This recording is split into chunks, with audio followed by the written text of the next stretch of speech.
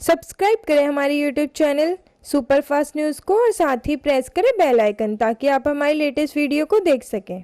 महाराज जी, यहाँ आज के समय में जहाँ लोग गुरुकुल की व्यवस्था को नहीं मान रहे हैं, वहीं आप ये इस इलाके में दिल्ली जैसे क्षेत्र में आप गुरुकुल की व्यवस्था कर रहे हैं, तो इस तरीके का विचार आपके मन में कब आया? विगत 10 वर्षों से हमारे मन की धारणाएं बनी। हमारा सनातन धर्म धीरे धीरे करके लुप्त होता जा रहा है। जो वैदिक परंपराएं हैं, आज हाय बाय हलो आदि की जो प्रक्रियाएं हैं, प्रणाम करने से, पुत्र पिता को प्रणाम करने से संकोच करता है। कोई श्रेष्ठ जन आ जाए उसका आदर भाव कैसे करना चाहिए, तो हमारा गुरुकुल सिखाता था। हमारे गुरुकुल की एक और परंपरा रही है कि गुरुकुल के विद्यार्थी कभी आत्महत्या नहीं किए होंगे, लेकिन जितने अंग्रेजी पढ़ने वाले लोग होंगे वो छोटी छोटी बात से डिप्रेशन में चले जाते हैं, आत्महत्या कर लेते हैं। तो गुरुकुल में अहंकार का हनन होता है। बच्चे स्वतः स्वयंसेवी होते हैं, अपने कपड़ा धोना, अपना भोजन बनाना, अपना पड़ोस के लोगों को खिलाना, कोई भी अतिथि आ जाए उसकी सेवा सत्कार करना। तो ये मेरी जो परंपराएं हैं, सनातन धर्म की जो परंपराएं हैं, गुरुकुल की परंपराएं हैं, एक वैदिक परंपराएं हैं। इन परंपराओं से जुड़ने से हमारे संस्कार जागृत होते हैं। जैसे संस्कृत और संस्कृति और संस्कार, ये हमारे जागृत होते हैं। एक तो मेरा संस्कार जागृत होगा कि हमारे धर्म में क्या होना चाहिए, क्या नहीं होना चाहिए, क्या करना चाहिए, क्या नहीं करना चाहिए, क्या बोलना चाहिए, क्या नहीं बोलना चाहिए, क्या खाना चाहिए, क्या नहीं खाना चाहिए, किसके साथ रहना चाहिए, किसके साथ नहीं रहना चाहिए, कहाँ रहना चाहिए, कहाँ नहीं रहना चाहिए, कहाँ सोना चाहिए, कहाँ नहीं सोना चाहिए। ये सब जो चीज़ें हैं, क्या करें और क्या ना करें, ये जो प्रक्रियाएँ हैं, ये हमारे सनातन धर्म और वैदिक परंपराएँ ही इसको बतलाती हैं। तो विगत 10 वर्ष पहले ही विचार बना, तो मैंने प्रयागराज में सबसे पहले गंगा जी के तट पे स्थापना की। और वहाँ ज़मीन मैंने 2005 में ख़रीद लिया था। ख़रीद करके गुरुकुल की स्थापना की। वहाँ नहीं चला तो विगत 4 वर्ष से यहाँ पर गुरुकुल का प्रारंभ हुआ। आपके पास लगभग 30 विद्यार्थी हैं, 3-4 आचार्य हैं, सेवादार हैं, भंडारी हैं और शिष्यगण हैं। तो इस तरह से अपना वैदिक ब्राह्मणों का भरण पोषण भी होता है, इससे संस्कार की जागृति होती है। गुरुकुल में किस किस प्रकार की शिक्षा दी जाती है? गुरुकुल में विशेष करके तो वैदिक परंपरा को सिखाया जाता है। वेद अध्ययन, कर्मकांड, वेद पढ़ाना, और हमारा तो नए तरीके से जीने का तरीका है। इंग्लिश भी पढ़ाई जाती है, मैथ भी पढ़ाया जाता है, अर्थात हिंदी, अंग्रेजी, गणित, संस्कृत सब कुछ होते हुए, लेकिन जो मूल है हमारा वेद है। वेद का विशेष करके यहाँ बच्चों को कंप्यूटर भी सिखाया जाता है। उनको टाइप करना आता है, उनको कोई भी चीज़ हो बनाना आता है, डिजाइनिंग करना आता है। तो स्वतः हमारे बालक इस प्रक्रिया में एकदम निपुण हैं। और ज्ञान तो सभी प्रकार का विद्या योगेन रक्षिता है। जितना हम बार बार इसका अध्ययन करेंगे, ज़्यादा से ज़्यादा इसका प्रचार प्रसार करेंगे, उतना ही आगे हम बढ़ते चले जाएंगे। अच्छा, देखा जा रहा है इन दिनों की सनातन परंपराओं पर, सनातन धर्माचार्यों पर प्रहार किए जा रहे हैं। देखिए, संसार का नियम है, जब कोई चीज़ बढ़ता है तो उसका निश्चित विरोध करने के लिए 100 खड़े होते हैं। तो सनातनियों को इन सब चीज़ों पर ध्यान नहीं देना चाहिए। और हमारे जो सनातन धर्म के बारे में आपने कहा, तो उसके हम स्वयं दोषी हैं। कुछ साधु संतों ने, अभी आपने खूब न्यूज़ में देखा, सोशल मीडिया में खूब निकला कि कथा व्यास बने बैठे हैं। व्यास मंच पर बैठ करके अल्लाहू अकबर का बार बार उच्चारण करवाना। हम अपने बाप को बाप ना कहें, पड़ोसी के बाप को बाप कहें, ये तो मेरा ही पतन हुआ। तो ऐसों संतों का भी मैं निंदा करता हूँ। और विशेष करके एक चीज़ ध्यान देना चाहिए, अपने धर्म की रक्षा करिए, अपने संस्कार को मानिए, अपने सनातन धर्म में ही अपनी निष्ठा रखिए। निश्चित ही आपका कुछ नहीं बिगड़ेगा। और प्रहार करने वाले सदियों से करते रहे हैं, और इसको डरने की आवश्यकता नहीं है। किसी प्रकार की कोई डरने की ज़रूरत नहीं है। एक व्यक्ति केवल ये धारणा बना ले कि मुझे यह कार्य करना है, सनातन धर्म को आगे बढ़ाना है, तो निष्ठावान लभते ज्ञानम तत्परः जितेंद्रिया, और निष्ठा और विश्वास के साथ अगर हम कोई कार्य करेंगे तो निश्चित ही आगे बढ़ेंगे, इससे कोई डरने की आवश्यकता नहीं।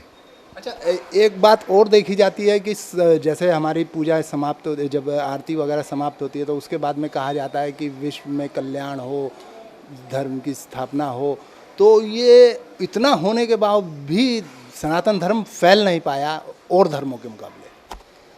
देखिए, सनातन धर्म जो जितना संपूर्ण ब्रह्मांड है ये सनातनियों का ही था।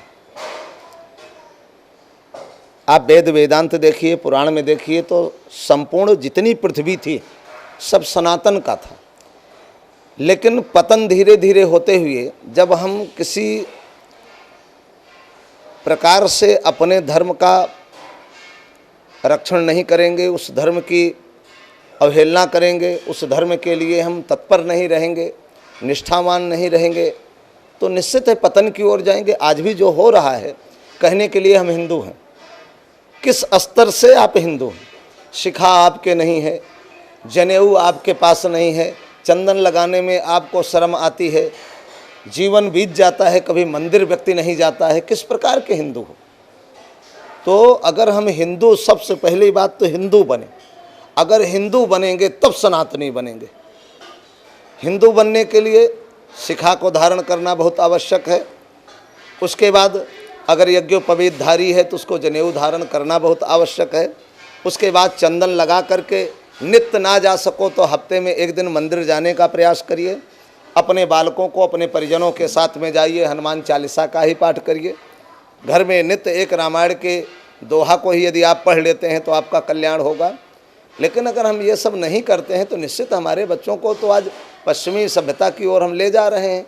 उनको अंग्रेजी पढ़ना सिखा रहे हैं, अंग्रेजी बोलना सिखा रहे हैं, अंग्रेजी खाना सिखा रहे हैं, आचरणहीन हो रहे हैं। तो आज दुराचार इसीलिए फैल रहा है। और सनातन धर्म न कभी नष्ट हुआ है, न कभी नष्ट होगा। यह सनातन धर्म ही श्रेष्ठ, अकेला ही इस संसार में रहेगा, बाकी सबका पतन होगा। आज ये कोरोना स्वयं महामारी के रूप में बता रही है। सबसे कम 135 करोड़ भारत में जनसंख्या है, लेकिन मरने वालों की संख्या सबसे कम है अन्य देशों से। आज अगर हम नियम संयम को भारत में यदि पूर्ण रूप से लागू कर देते तो हमारा विश्वास था हम 10-20 हज़ार भी कोरोना संक्रमित न होते। लेकिन हमारे यहाँ कोई भी सरकार कड़ाई से उसको ध्यान नहीं देती। अकेला मोदी क्या करेगा? अकेला व्यक्ति क्या कर सकता है? मोदी अकेले केवल निर्देश दे सकते हैं, मानना न मानना तो मेरा काम है। लगभग मान के चलिए कि 20 लाख संत हैं। आपने किसी भी संत को सुना हो कि कोरोना हो गया हो या कोरोना से संक्रमित होकर के मर गया हो? तो ये हमारे यहाँ की तो सनातन परंपरा थी। उस सनातन परंपरा को मानने वाले आज भी अगर हो जाएं, आज बताइए अमेरिका इस चीज़ को मान रहा है कि वैदिक पूजा कराने से कोरोना अपने आप भग जाएगा। व्हाइट हाउस में बिठा करके वैदिक ब्राह्मणों से पूजन करवाया। तो हमारे यहाँ तो ये पतन का कारण मूल बन रहा है कि नेतागण जितने भी हैं अपने ही बाप को बाप कहने में शर्म कर रहे हैं। जिस राजनीति में धर्म नीति रहेगी वह राजनीति श्रेष्ठ रहेगी, और धर्म नीति में जहाँ राजनीति हो गई वह धर्म भी नष्ट हो जाएगा। हमारे नेतागण यही कर रहे हैं। इतना दिन हुआ किसी भी मठ मंदिर या संतों के पास जा कर के कोई राजनीतिक दल कहा हो कि महाराज जी आपके यहाँ लाखों रुपया का खर्च है, कैसे ही खर्चा चल रहा होगा, इस लॉकडाउन में कोई 10 किलो आटा देने गया? यहाँ की बात छोड़िए, तमिलनाडु में चले जाइए। तमिलनाडु में मंदिरों के धन को मस्जिदों में वितरित किया जा रहा है, नमाजियों को दिया जा रहा है, नमाज पढ़ाने वालों को दिया जा रहा है, वहाँ के मदरसों को दिया जा रहा है। क्यों? हिंदू का धर्म क्या मुसलमानों के लिए बना है? वह धन हमारे धर्म के लिए क्यों नहीं? तो मेरे पतन का मूल कारण हमारी सरकार है। सरकार को इस बारे में ध्यान देना चाहिए और ये ला लाना चाहिए। इसके लिए एक आर्टिकल्स बनना चाहिए, इसके लिए एक संविधान बनना चाहिए कि जितने भी मठ मंदिर हैं वह स्वतंत्र होंगे। हाँ, उसके लिए प्रतिबंधित करिए कि हर साल उसको ऑडिट हो, हर साल उसका खर्चा हो, उसका लेखा जोखा हो। और जिस प्रकार से मस्जिदों के मौलवियों को तनख्वाह मिलती है वैसे जितने भी ट्रस्ट हैं, मंदिर हैं, जो पुजारी हैं, उन पुजारियों को भी तनख्वाह मिलनी चाहिए, सेवादारों को भी तनख्वाह मिलनी चाहिए। अगर ऐसा नहीं होता है तो संतगण इस सरकार से भी और राज्य सरकार से भी कुपित रहेंगे। इसलिए निवेदन है, मैं आग्रह करूंगा माननीय मोदी जी से और प्रधानमंत्री जी इस बार विशेष ध्यान दें इन सब चीज़ों पे। जितने मठ हैं, मंदिर हैं, जिसके मठाधीश हैं, जिसके पुजारी हैं मंदिरों के, चाहे वह कमेटी के तहत हो, तो उसके लिए जो भी पुजारी हो उस पुजारी को नियुक्त किया गया है तो उसको एक तनख्वाह मिलनी चाहिए, जिसका जीवोपार्जन आज 2000, 3000, 1000, 5000 रुपये ज़्यादा से ज़्यादा मंदिरों के पुजारियों की तनख्वाह है। अगर उस 2000, 3000 में कोई भी ऐसा, चाहे विधायक हो चाहे गरीब से गरीब हो, वो अपने घर का खर्चा चला के दिखा दे, मैं ज़िंदगी भर गुलामी करूँगा उसकी। 1000, 2000 रुपये से ज़्यादा किसी मंदिर के पुजारी की तनख्वाह हो तो जितने ट्रस्टी हैं शोषण कर रहे हैं। तो इन सब चीज़ों पे ध्यान दिया जाए। अगर गवर्नमेंट को अपने हाथ में लेना हो तो जितने भी छोटे बड़े मंदिर हैं उनको अपने तहत ले करके उनकी एक सैलरी बांधी जाए, वहाँ का देख रेख करा जाए और वहाँ की जो चढ़ोतरी आदि है उस पर अंकुश लगाया जाए और उस पर विशेष रूप पर केवल सनातन धर्म के लिए खर्च किया जाए। और एक और विशेष करके हमारे हजारों गुरुकुल हुआ करते थे, आज किसी भी एक गुरुकुल की मान्यता नहीं मिल रही है। दिल्ली में इसे इंद्रप्रस्थ पीठ का जगत गुरु मुझे घोषित किया गया 17 फरवरी 2019 में, इसीलिए घोषित किया गया कि हमारे गुरुकुल का पतन हो रहा है और हमारे यहाँ विश्व हिंदू परिषद की तरफ से 2-4 जो गुरुकुल चल रहे हैं दिल्ली प्रदेश में और कोई गुरुकुल नहीं चल रहे थे, अब संतों को प्रेरित करके 7, 8, 10 गुरुकुल और चलाए गए, जिससे कि आज 15-20 गुरुकुल हमारे इंद्रप्रस्थ क्षेत्र में NCR में चल रहे हैं। ये प्रसन्नता होती है, लेकिन कष्ट यहाँ होता है कि जब उनका कोई देख रेख, अरे भाई उनका आधार कार्ड संलग्न करके एक राशन कार्ड ही बनवा दो कि आटा, चावल, दाल की व्यवस्था बनती रहे।